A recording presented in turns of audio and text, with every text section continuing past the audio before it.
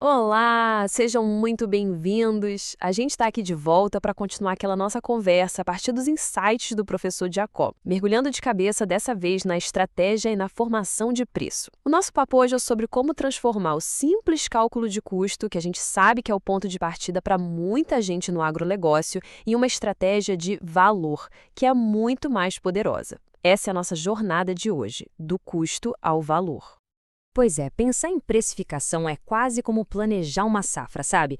Não é uma coisa que se faz de uma vez só, é uma jornada. E toda jornada tem um ponto de partida, que é olhar para dentro de casa, e um ponto de chegada, que é estratégico, olhando lá para fora, para o mercado. Vamos juntos nessa trajetória. E no coração dessa jornada toda tem uma diferença que a gente precisa entender muito bem. Preço é o que se paga, é um número na nota fiscal, é tangível, monetário, bem racional. Agora, valor. O valor é o que se leva. É a experiência, o benefício, a solução de um problema. É intangível, percebido, totalmente emocional. E é essa percepção de valor que, no fim das contas, move a decisão de compra, seja de um insumo, seja de uma máquina agrícola. Então, como toda boa jornada, a gente começa dentro da porteira. Esse é o nosso ponto de partida, a visão interna. É hora de olhar para os números, para a estrutura do negócio, antes mesmo de espiar o que o mercado está fazendo. E a técnica fundamental aqui, o alicerce de qualquer negócio, é a precificação baseada em custo. O processo é bem direto, na verdade. A gente soma todos os custos de produção, as despesas e, claro, adiciona a margem de lucro que se espera. Pensem nisso como um verdadeiro raio-x financeiro da operação.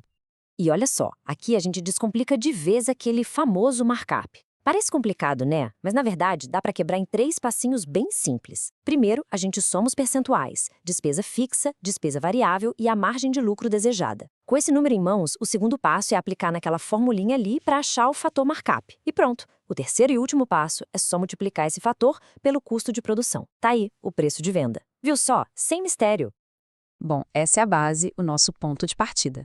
Mas a pergunta que realmente nos leva para a próxima etapa da jornada é: será que um preço competitivo, sustentável, é definido só por essa matemática interna?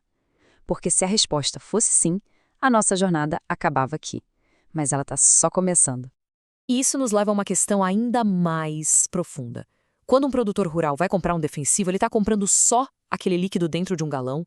Ou ele está comprando a segurança da lavoura dele? O que o cliente realmente está levando para casa? E esse exemplo aqui do agro é perfeito para a gente entender isso. Olha só a característica técnica: inibidor de acetilcolinesterase. Um nome super complexo, né? Quase um trava-línguas. Mas qual é o benefício que dá para pegar? O benefício tangível. Simples.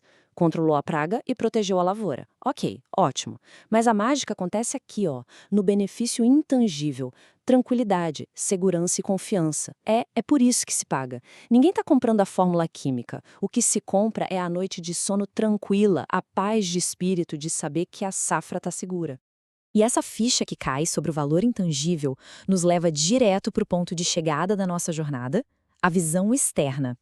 Agora a gente sai de dentro da empresa e vai tentar entender a mente e, por que não, o coração de quem compra.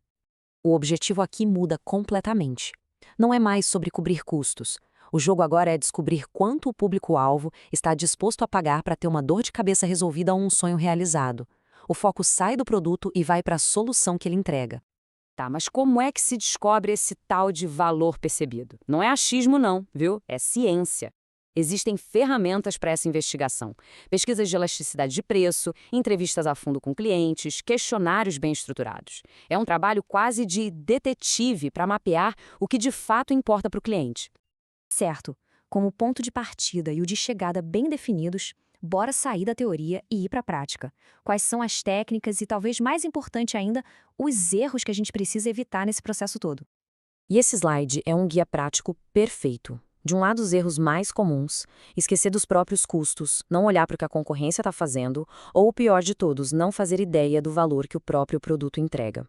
Do outro lado, os cuidados essenciais que são um antídoto.